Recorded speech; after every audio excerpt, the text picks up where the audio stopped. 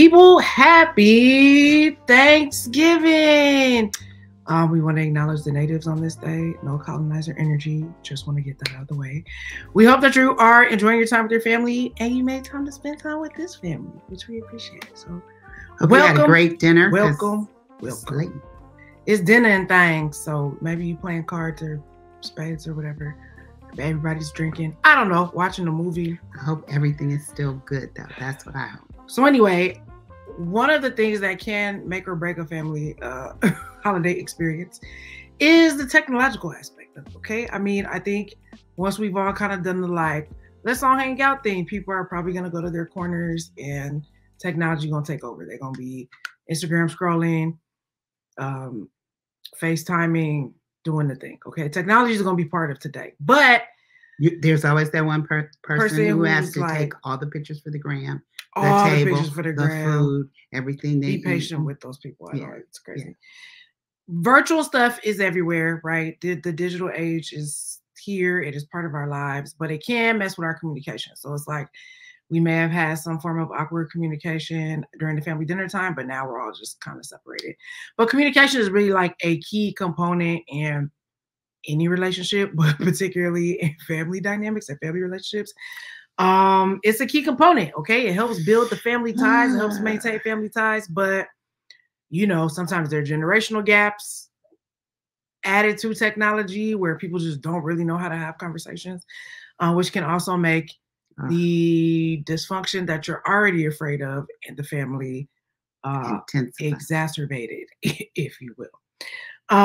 And so we've been trying to figure out how to train for the holidays, right? And get ready for all shenanigans possible and Thanos universe, to just be ready. So just stay ready so we ain't got to get ready, okay? The gospel according to Sugar Free. So we're going to look at ways to improve communication or look at ways that communication could possibly be abused. And to just, again, this is all about getting your mind ready and prepared for how to have a prosperous, happy holiday season with your loved ones. It's not going to be perfect, but it doesn't have to turn into people tossing over tables and doing things as we saw on The Bear. So anyway, if that sounds like something you're into, something you're game for, please, please, please stick around because we all want to do better and can do better because this episode is for you. Hi, I'm Pam Williams, a mother. And I'm Jessica E. Williams, a daughter. And this is a mother and a daughter truthful chat where we discuss our 35-year multi-layered relationship. We've been through so many ups and downs.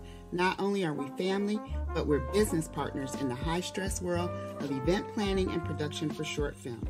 We've also shared the same therapist for over 10 years. What some people call codependence, we call collaboration. So join us as we share stories from our lives, have candid conversations with other mother-daughter duos, and shed light on the roller coaster ride of being a woman while raising a woman. Welcome. If you're just not joining us for the first time, your support Black Theater logo is not the first. Well, that means I have to turn my hand. Support Black Theater. Yeah, we've been really busy with them the last month or so. We sure have. You make it sound like a bad thing. It's been a good time. Anywho, I love it. If you're just joining us, welcome to Truthful Chats. Okay, it's Thursday. That's what we do.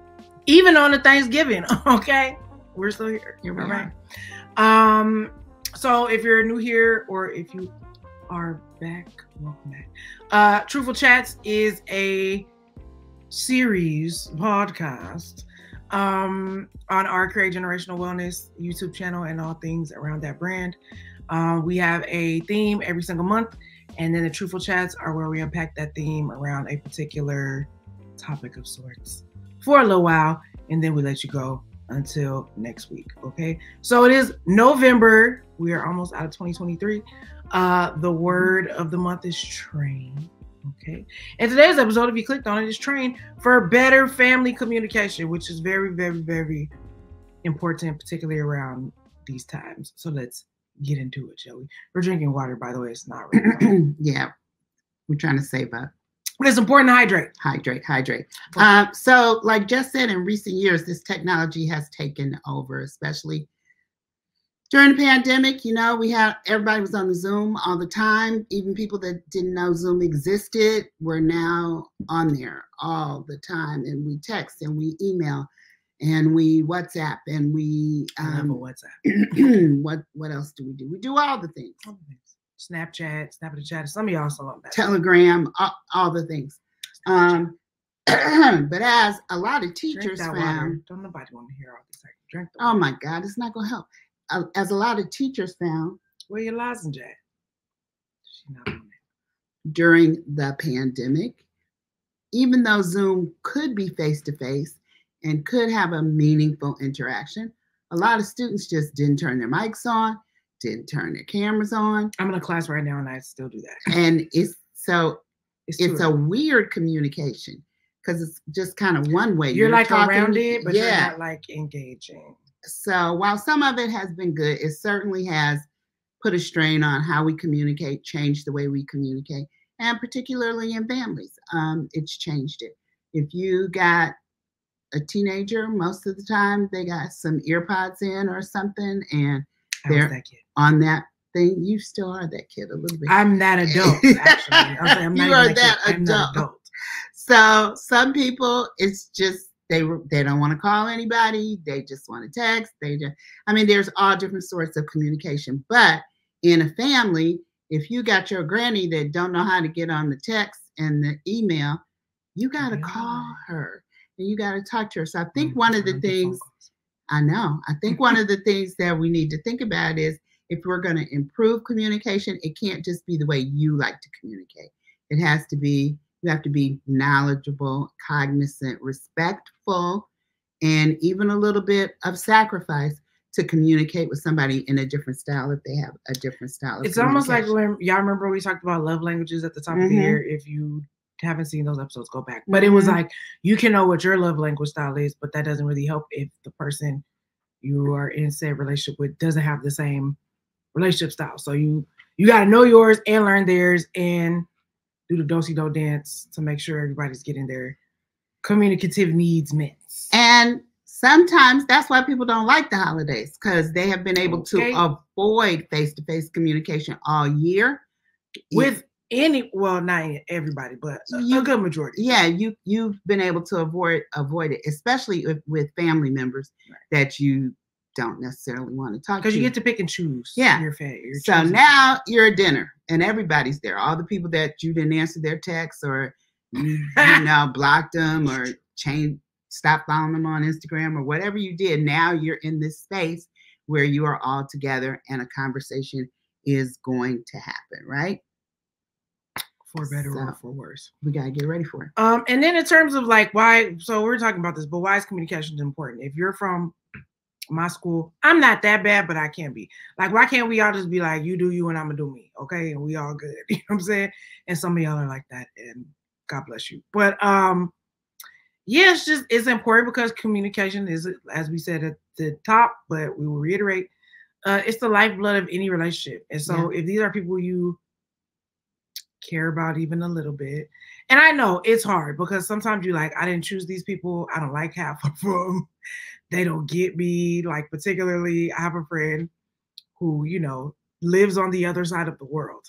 Not to necessarily get away from their family, but just they have chosen a lifestyle that's very, very different than their family members. So having to go back and, I don't know, explain themselves or their life choices or whatever, like, it just get weird, okay? But if you that's still your granny, your auntie, like people who raised you want to come home.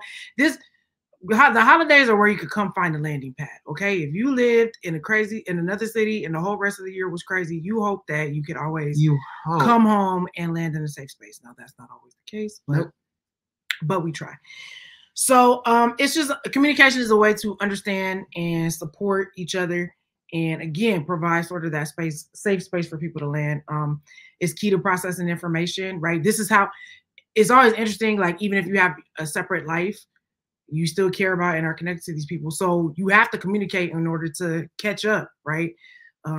Explore and learn who this person is now. Let this person explore and learn who you are now. Even though you have common memories, inside jokes, that kind of thing. But so much has changed and shifted since you've been away or they've been away or vice versa or both. So it's key to exchanging information, thoughts, feelings, right? Really being able to show like who you are and how you've evolved.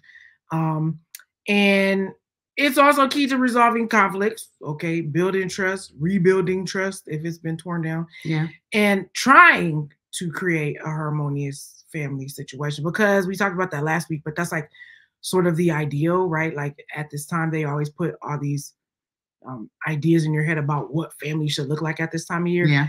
And no, none of us really, it's not really a thing, but we all feel like that societal pressure that's what we should be ascribing to or trying to get to. So it could be a little frustrating. And it's not like it's not possible, and it might not look like TV or film, but it'll work for your said family. But it gets a little tricky because just like we were saying about love languages, everybody's communication styles are different.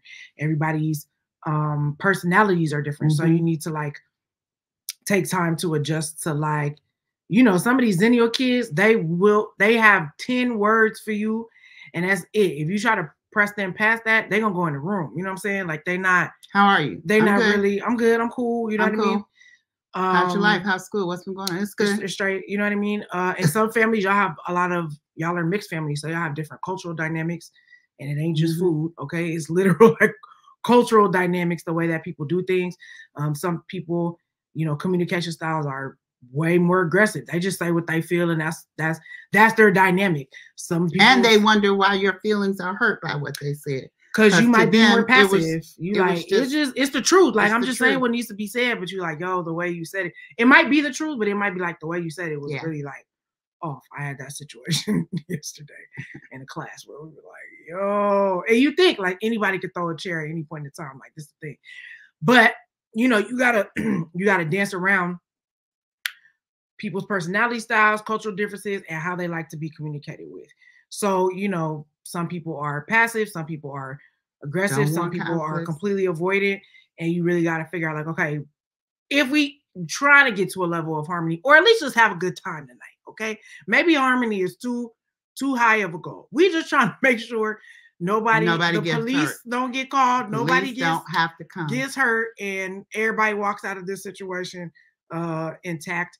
Then, we got to do some communicative work and make the effort that, like, again, you might have a long-term goal of like, maybe it's just like, okay, this year, Auntie so-and-so is not going to get drunk and cuss everybody out. How can we make sure that doesn't happen? Auntie might get drunk and cuss everybody out. Okay, but we're not going to react. But we're not going to react the way we always react. Right. Because you can't control Auntie. That's true. You can only control you.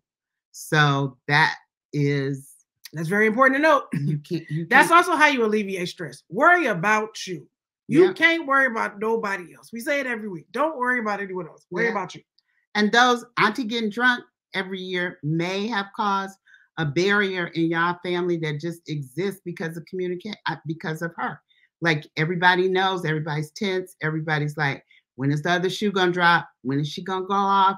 When is she gonna call somebody a, you know what, or whatever, or throw something and all of that. But those misunderstandings and events and things from the past also cause barriers to communication.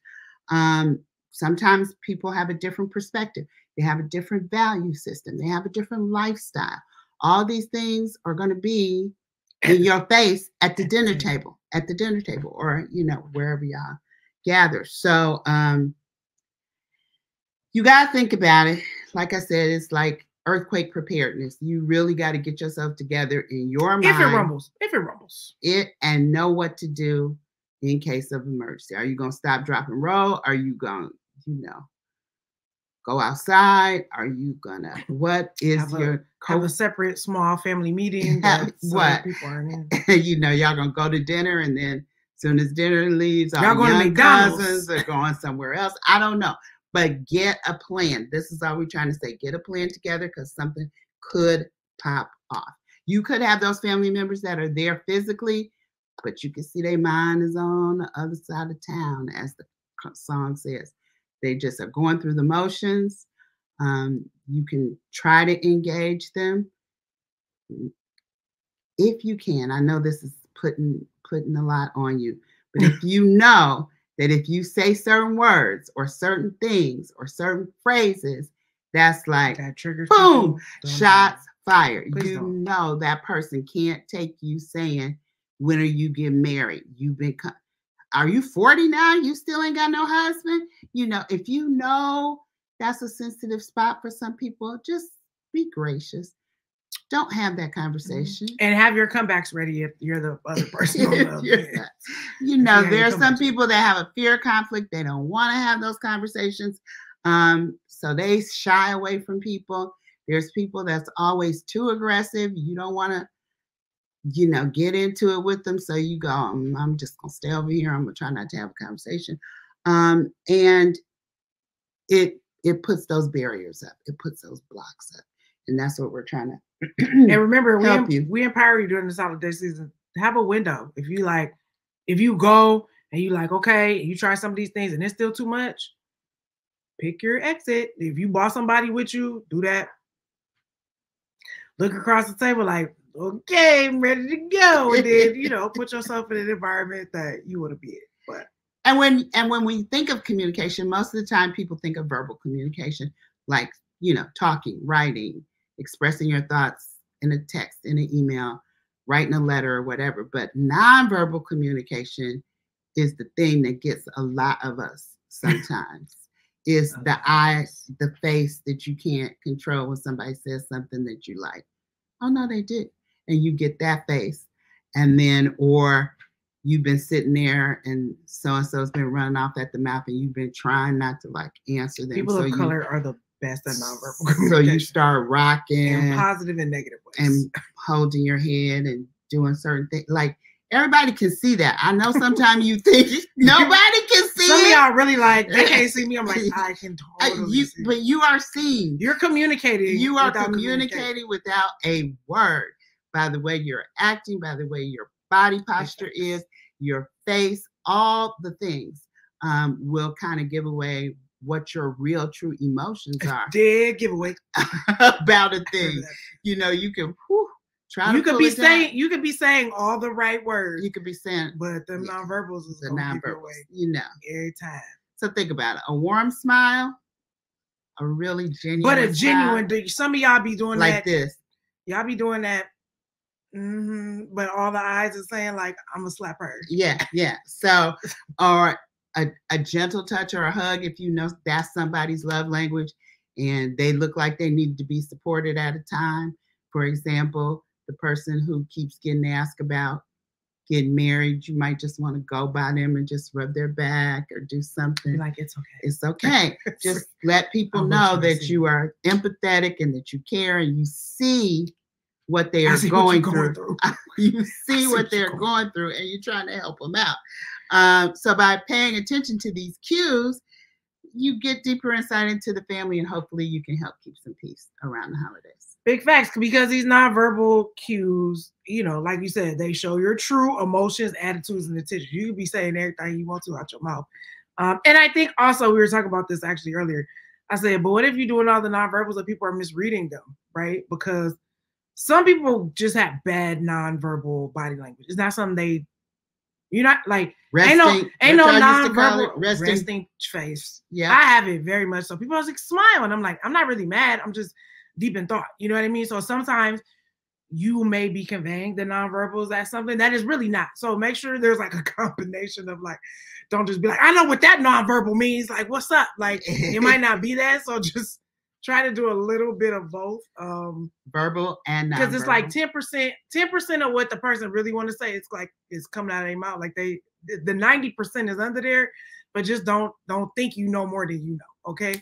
I don't know if y'all remember Dave Chappelle's When Keeping It Real Goes Wrong, but like that, a nonverbal communication situation where you making assumptions where keeping it real could go wrong. So just make sure you have nonverbals and actual words and you really trying to figure it out, not just being like, she want to fight me. I know she want to fight me. Like it's not. Yeah. I had a thought here. It came back. I was like, wait, come back. It was.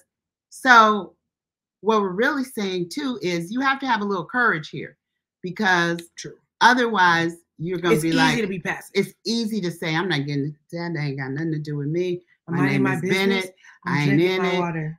All the things. But sometimes a people need people, as Barbra Streisand used to sing. People who need people are the luckiest people in the world. You just got to like say, okay, I'm going to bridge this gap. I'm going to say this thing. I'm going to ask this question.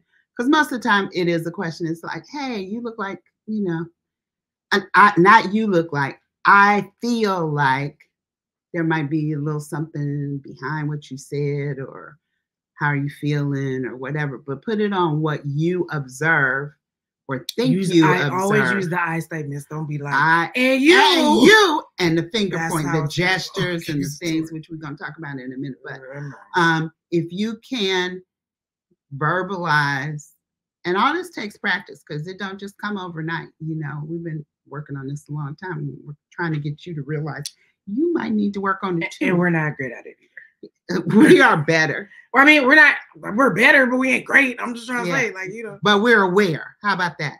We're aware of that it can turn into a problem. It can go from 0 to 100 for no reason.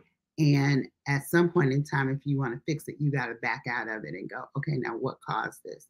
And that is the part that takes courage. And what's kind of cool about nonverbal communication, right, is like sort of the beauty of it is like you, and I feel like we've talked about this in previous episodes, but it's the idea of like you are seeing the person. Like, even though things are not blatantly coming out of people's mouth, you know what I mean? And this don't mean like you need to have the conversation like in front of everybody, but like, you know, something awkward will happen or whatever. And then, you know, you might not address it like in front of everybody, but then maybe pull that person aside and be like, oh, I saw, you know, I got the sense that, and that makes people feel seen, right? And appreciated, like, oh, people aren't just ignoring me in this family. If they have a history of feeling ignored, right? Or overlooked, or nobody in this family cares about them, or whatever the thing is, you know what I mean? Like, it gives you a chance to really like bond and like take care of each other. So all of it is eye contact, body posture. And like I said, it's not just you watching your not policing, but like being aware of how this works for you, but also being aware of what it looks like on other people. And you might be the most emotionally healthy person in your family at the thing right now. You might be the one. Okay. Yeah. I'm that girl. Shout out to Beyonce. And listen, I'm figuring if you are on here watching this podcast, you are the one. You probably are. You are the one who has the most emotional awareness in your family, and you want to see change. You want to see people get better. Let's give you a few tips. Used to how they you practice them today or at Christmas, or other state office parties, or wherever else you're gonna be. All right. When you're talking to somebody, try to maintain eye contact. Nothing is worse than having a conversation with somebody and you pouring out something and they on their phone or they looking around. Now, every now you might have to, but you know, it depends on what they're saying. Be like, sorry, give me 2 seconds. Like, just let me, it's just a matter, communication. I'll be like, hold on. I really care about what you're saying, but let me just answer this text or do this thing. Exactly. So again, maintain eye contact as much as you could possibly can. Practice active listening. Pause, but don't make it weird, okay? This is really for the Zennials. I'm listening. Now, if you got family members on the spectrum or they don't quite understand the social cues, that's fine, okay? But if this is a person that you think understands how communication generally works, don't just stare at somebody through the whole. It's normal to like, I'm having a thought, let me look away or whatever. You know what I mean? But there's a difference between like, I'm saying this and I'm looking away, staring, right? Or this person is talking and you just like, whatever. Oh, okay. Then. You know what I mean? There's a difference. Anyway. All right. Practice active listening. Active listening. The best way I could say this is active listening means you are not preparing your answer in your head while the other person is talking. That is really hard because most of the time when somebody I'm getting my clap back ready. You have a thought. Either it doesn't have to be a clap back. It could be a good thought. It could be a bad thought. But if you're busy processing what you're going to say next in the conversation, you're not listening to the person actively and what they have to say. And most likely you're going to interrupt them, which is a big problem because I realize I do that a lot. You have the thing that you need to say. And so then you just jump in and you say it. You don't want to forget. I get it. I know. And a lot of people, like Jess just said, you don't want to forget, but it is something you need to practice working on. Like you can say to yourself or to the person, man, I had what you said just made me have a really interesting thought. So now at least they know that what you're saying is in response to what they said. So again, they feel heard. They feel like you're really listening to them. And that's really important. Pay attention to the body language. Like I said, body language. Arms crossed, droopy, down. And that doesn't mean people have a problem with you. Some people are really just socially, I don't want to say awkward, but like this is sometimes, this is a very like comfortable position for me. It doesn't mean that I'm not listening to what you're saying. It just, I feel better like sitting like this. You know what I mean? But like my eyes are engaged, like I'm looking at you, as opposed to maybe I'm looking down. And some of those people, that's how they're gonna talk to you. Like looking you in the eyes gives them anxiety. You'll know the difference.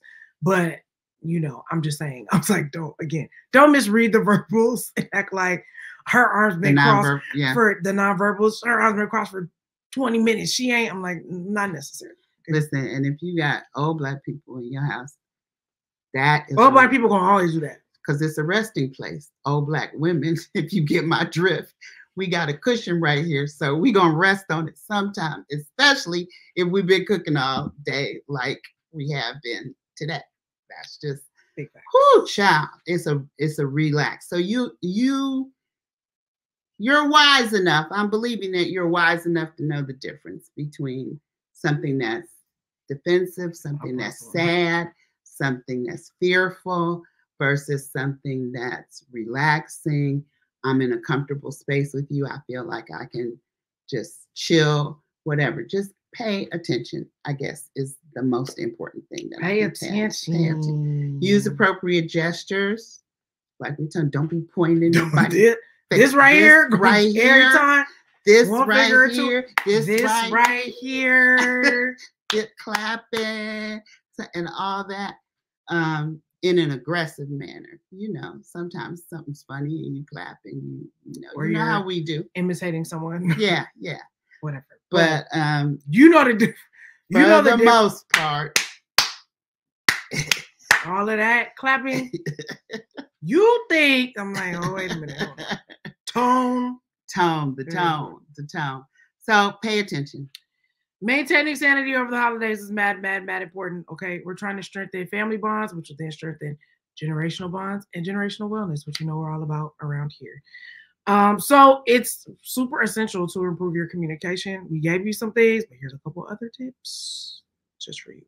Okay, listen for the emotions behind the words. Okay, I think it also helps if you're also not like in your head trying to calculate what you're gonna say. I think you do that if you're approaching the conversation from a defensive place. Like if you feel like the person is attacking you, and they might be, but just think of it as a sharing thing. Like, oh, okay, you're trying to share something with me. But if you are already in like a defensive mode, this is gonna be hard for you. But to listen for the emotions behind the words, and the person might not be saying all the right things, but there's something they're trying to convey. So just try to be listening beyond the word. Like it may be coming out as anger, but they might be actually communicating hurt, right? It may be coming out as aggravation, but it might be really love underneath there, like at the end of the day. So, put a little extra on it. Practice the active listening. Try not to interrupt the people. It takes skill. I realize I'm like, you're really bad at this. Like you just, and thank God the people I talk to can remember their train of thoughts, but I'd be like, dang, I'm so sorry. I don't mean to like, I'm not trying to be rude. I'm excited about what you're saying. Express empathy and understanding, right? So even if you say that to the people, I'm excited about what you're saying. I'm sorry, that's usually how it comes out. It's never me trying to be rude, but people know me enough to be like, that's just Jess. She's just gonna do the thing. But then I'd be like, I'm so sorry, I've interrupted you. Express your empathy and understanding. If people share things with you that A, you don't feel is true, B, you think it's cuckoo off the wall, whatever. Again, if you're listening to the emotions underneath there, hopefully you'll have some empathy and understanding. You can still disagree, okay? The art of agreeing to disagree is really a thing, okay? But hopefully some empathy and some understanding will arise. Acknowledge and validate, again, your family members' feelings to create a supportive and nurturing environment. Again, even if you disagree with it, even if you think that person's recollection of said things is off base or is not the way you remember it, or and we're not just talking about like super traumatic things. We just, you know, your dynamic with your mom or your dynamic with your dad or your cousins or whatever. Just try to hear what people are saying, okay, and vice versa. And even if they're saying about you, right? Okay? And even I'm gonna tell you this with the old people, even if they don't remember it 100% right, or you heard the story 25 times and it's the same story or whatever, just be respectful. Give the people some grace. Just go, you know, really, Granny? Oh, wow. She told that story 100 times. But just act like it's the first time. Oh, okay. Yeah. Or say, I love when you tell that story or whatever if you want. But be sincere, though. Be respectful. Man, we were watching this show last night. The Bear. I told you guys about this episode. She told 5, me about it. The Fishes. Crazy. Season 2. The people just were so rude to each other. They were just so they were rude. Italian. I don't know if that has something to do with cultural differences. Oh, my God. But they were saying some wild stuff, and it got to 12. Highly recommend that episode. It might be triggering, so know that. But it's a lesson in family communication. I'll tell you that for real. Of what not to do, and it makes you go, "We're not that. We're bad. Not that bad." I mean, that's bad, but we're not that bad. Set aside some, you know, dedicated family time for communication. If you have a family that's like that, or if everybody not with it, maybe like you said, you got that one cousin or them couple cousins or whatever. You're probably gonna set aside time to catch up, whatever. But like, if there are dynamics that occur or memories that occur or things that happen that y'all feel like y'all want to talk about, like maybe, you know, y'all go do some check-ins or some family meetings or whatever. Just kind of check in with each other to see where everybody's at. And then find activities that encourage conversation. Everything ain't got to be deep. We're not saying traumatic. Some of y'all don't know how to play games well, okay? I don't do dominoes, spades, none of that. Because some of y'all, the game night energy be rude, and then you invite your friends over and they're like, yo, we don't want to play with you with your people. So, you know, game conversations or card, like I just bought a new card game called Pitch It To Me. It says creatively collaborating storytelling card games. So this is new. We're gonna try and work with this for the holidays. But don't be like, that's a stupid pitch. That's dumb. Like, you know how some people are just like that. And you're like, this is supposed to be fun, bro. Like, this ain't no competition. Like, let's just, you know, chill. Yeah, but it encourages people to communicate. Yeah. Especially those people that might be a little bit in their shell. If you have some kind of game, culture tags. Yeah. That gets people like loosened up. Yeah. And then, you know, we're a big like around the fire type family situation. So after everybody ate, like, you know, and people might not be around their families, and they might have things that come up, like being in a family environment that's not their family environment, that they be like, I couldn't talk about this at home, but I feel like I could talk about it with y'all. Being open and receptive to those kind of things too. And just, you know, checking where people are at. People might be grieving. People might have wanted to go home but couldn't go home. You know what I mean? You just got to be real aware of where people are during the holiday season. So yeah. So even though these things come up, these barriers, different cultural backgrounds, past good, bad, indifferent, just stuff. You're being with people today, okay? That you're trying to get over. They can be removed with some patience, some understanding, a little knowledge, a little practice, a little open-mindedness, and a lot of grace. You want to create a safe space, a non-judgmental space for your family, for your friends, like Jess said, that you're inviting over. You want people to feel comfortable expressing their opinions, their emotions, their beliefs. Those of y'all who have different political things in your family. God bless y'all. God bless you. I feel sorry for you. I'm praying for you. We have one, but he's outnumbered, so it doesn't totally count. Outnumbered. So encourage that open dialogue, the active listening, paying attention, eye contact, all the things so that you can foster stronger good old empathy family ties, right? You want to deepen your connections. You want to create generational wellness. Ideally. You want to show your kids how to communicate. You want to show your kids how to get over conflict. Yeah, how to have conflict resolution. If things happen, which they will, what do we believe as a family we should do in this situation? Or how do we have this? I heard your sometimes forgiveness has to happen. I heard your friend on the podcast this morning. I have a lot of friends. The morning meeting. I heard him talking about when you go to family dinners, some things you never talk about, like, true, what are we going to do with Big Mama's like family house? Planning. Yeah, family planning. That's like true. Sometimes that's true. That's never come. Well, not in our culture. Maybe in some of y'all cultures. Yeah, other cultures y'all do that. Not in our culture. Yeah, but and maybe that's because we don't know how to communicate about it, and it's going to turn into a fight. But or everybody's scared. They're like, we don't know what to do. We don't want to talk about Big Mama dying because if we talk about it, then it's going to happen. It's like, no, it's probably going to happen anyway. Yeah, it's good to have a plan. Yeah, so that's something that people don't think about communicating about, but it's really important. And if you don't want to do it on holiday, maybe you want to set a time. Okay. But that's a good time to set those kind of meetings. Say like top of the year, let's get together and talk about this. Let's get together and talk about investments. Let's get together and talk about how we can grow our money. How, are you into stocks? Do you know how to invest? Are you into real estate? Who in the family knows that? Can they teach the other people? It's all kind of communication you could be having if you get these skills together. And it could be fun and a nice time. Fun. It could be entertaining. It could be educational. It could be enlightening. It could be all the things. But the main thing, you got to put the work in. And there has to be a common goal of wanting to strengthen family relationships. And it's possible, man, if you are just, paying attention to the words you're using, your nonverbal cues, your actual verbal cues. You want to tell a story about that girl real quick? The one you met where she had said something wild to her mama and didn't know that she had said something wild to her mama. I think she knew, actually. Maybe she was shading her. Here are trigger words. It's not a good way to go into the holidays. Here are trigger words that will generally, because I'm getting ready to tell you, don't do this. That will generally cause something to pop off. If you say to somebody, you always, and it's a negative thing. It's the you first and then the always, as in an indefinite. That's bad. Yeah, you always. If it's a negative thing, if it's somebody that's like, you know what, you always make me feel better when I talk to you or whatever. Okay, that's okay. But you always saying some foul, that part right there. So you always, or you never. You never, blah, blah, blah, blah, blah, blah, blah, blah, blah, blah, blah. You never let me, you never respected me. You always call me blah, blah, whatever it is. Them alwayses and them nevers.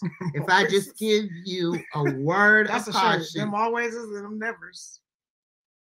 Be really careful how you throw out the always and the nevers. And that could be your legit feelings, but they feel like absolutes. And I think when you use absolutes, that feels like, you're not fully seeing the person, right? Or you've already made a judgment about them, right? Which is already going to make somebody feel judgmental and judged and aggressive. And then you make it seem like they can't, and defensive. They can't ever change. Yeah. Which if somebody said that to you, I think that's the thing. It's like you feel like you got to get your feelings off, but you got to put yourself in the other person's shoes and be like, what if they were saying about me though? How would I react? Okay. So we'll probably talk about that more. I feel like that's very important. I think it's a good thing. But listen, we're just trying to get to you being well, and then therefore you can help others create generational wellness.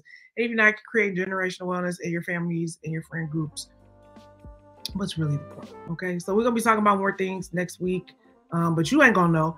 If you are not subscribed on the YouTube channel, follow us on IG, liking us on Facebook, and follow us on Fanbase. You're not gonna know. If you are listening to us in the auditory universe, we love you. Please rate, review, tell a friend to tell a friend. Hopefully today is enjoyable. Okay, if you go on to dinner, if you haven't been to dinner, there's gonna be a lot of holiday shenanigans, and we're gonna be here to help get you through because we need it too. Okay, we're gonna go back to our shenanigans now. We love y'all. We love y'all. Happy Thanksgiving, and we'll see you next week. Okay, bye.